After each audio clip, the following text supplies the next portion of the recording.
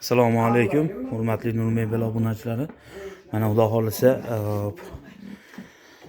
Andijonga Log'unbekka yana bitta qora panteramizdan o'rnatib berdik. Xudo xolisa rasmiylar standart holatda 4.32-30 holatda taburetchasini 5 ta qilib berdik.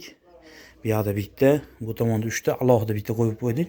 Mehmon ko'paygan holatda bularni bir-biriga yopishtirib, orasiga qo'shib olsa, yana ham bitta ikkita odam qo'shib sig'ib qoladi. Shuni hisobini olgan holatda 5 ta taburetcha qilib berdik. 4 ta polish bonusga, Xudo xolasa. Ichlari 100% sasna yog'och, pampers prujinada bo'lgan, inshaalloh. Uyda holatiga ham o'ta go'zal holatda tushdi. Xarid qilgan odam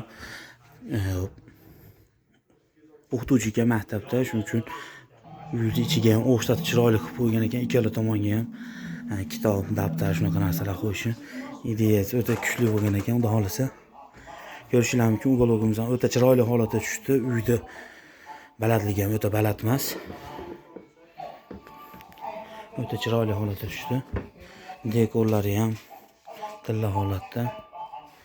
Kimga shunaqa sifatli hamyonbop uyg'olog kerak bo'lsa, murojaat qilinglar. Chiroyli ishlar bizlarga beramiz. Nur Mebel doim sizlarga yaxshisini ilinadi. Jurnalni stollari ham 6 oylik. Bemalol 100 kilo, 150 kilo yuk ko'taraveradi. O'rtasiga odam chiqsa ham beleri pomedi 1 oy, 2 oy, 1 yil ishlatganingizdan keyin. Xudo xolasa chiroyli narsa tushdi. E'tiboringlar uchun rahmat.